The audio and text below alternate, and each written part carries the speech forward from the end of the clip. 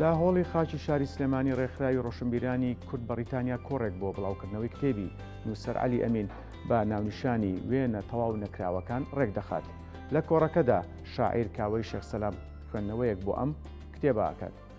پەیامنێرمان ڕێژنە ڕزگار زانیاری زیاترمان دەربارەی ئەم کتێبە بۆ خاتە ڕوو. ڕێژنە سڵاوە لێبێ.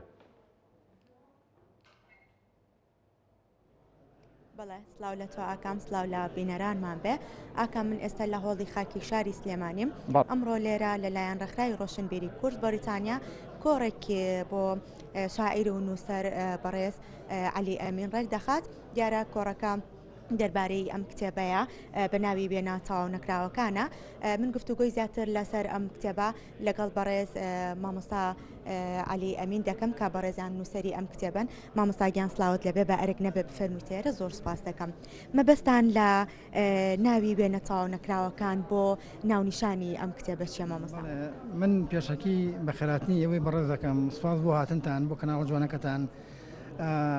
ئەم کۆڕی ئەم ئێوارەمان لە هۆڵی خاک لەسەر وێنە تەواو نەکراوەکان کۆمەڵی دیمەنە کۆمەڵی ئێش و ئازاری کۆمەلگایە کردومە بە تابلۆیەکی شعری جوان کە هەمویان بەدوای وەڵام ئاگەڕێن. شعرەکانم لە ئەوە تەواو کردوکەوە وەڵامەکەی هێشتا نادیارە بۆیە کردومە بە تابلۆیەکی جوان بە پۆستەرە شعرێکی جوان لە زۆربەی زۆری ئەو کێشە و گیرگرفت و کۆمەڵایەتیانی کەوا ڕوبەڕووی ئەم میلەتە بۆت و ئەم جەماوەرە بۆتەوە لە کتێبێکە بە ناوی وێنە تەواو نەکراوەکان دەسەبەرە. مامۆستا ئەمە چەنەمین بڵاوکراوەی بەڕێستانە ئایا پێشتر هیچ کتێبێک یاخود بڵاوکراوەیەکی ترتان هەبووە؟ بەڵێ ئەمە یانزەمین کتێبی چاپکراوە. بەڵێ هەر یانزە کتێبەکەم چاپکراوە بڵاوکراوەتەوە کۆڕی بۆ کراوە. وابزانم ئەمە سێهەمین کۆڕمە کە لێرە 6 کتێبیتە کۆڕی نەساندنی بۆکەم و خوێنەوەشی بۆ بکرێت. مامۆستا بۆ پێی بەڕێستان دانیشتووی شاری دەربەنی خانن ئێستا لە شاری سلێمانی ئەم کتێبە بڵاو ئەکەن و کۆڕێکتان بۆ ڕێکخستووە. ئەمەوێ بپرسم لە شاری دەربەنی خان کۆڕ و کۆبوونەوە ئەدەبیەکان لە چ قۆناغێکایە یاخود لەوێ گرنگی بە کۆڕ و کتێب و ئەم کۆڕە ئەدیبیەکان دەدرێت؟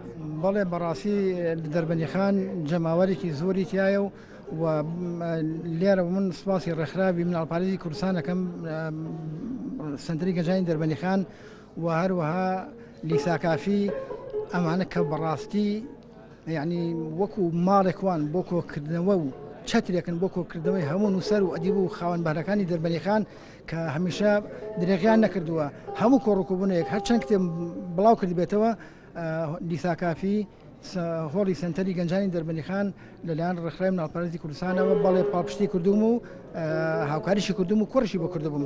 دەستیان خۆش بێ ئەمە جێگەی خۆشحاڵیە کە لە شاری دەربەنی خانیش گرنگی بە کۆڕ و ئەدەبی نووسەرەکان بدرێت. مامۆستا ئەمەوێت بپرسم بەڕێستان ئەو کورسایی و ئاستەنگیانێکەیە بەردەمتان بۆ بەڕێزت یاخود بۆ نووسەران چی؟ بڕوا بکە خاتونی بەڕێز گیرگرفت زۆرە. هونەرمەندانیش وەکو زۆربەی چین و توێژەکانی ئەم کۆمەڵگایە دابەش کراون بەسەر کۆمەڵشتا ینی یەگرتوویمان تیان نییە.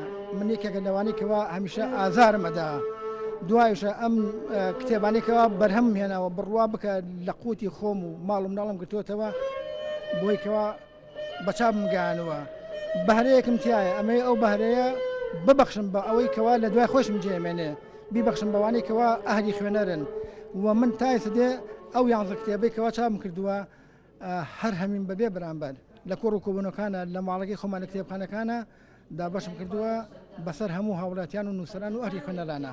مامۆستا کۆتا پرسیارم ئەم کتێبە لە کوێ بەردەستە بێ هەر بینەرێک یاخود خوێنەرێک کە بیەوێت ئەم کتێبە بخوێنێتەوە ئەتوانێت لەکوێ بەدەستی بهێنە؟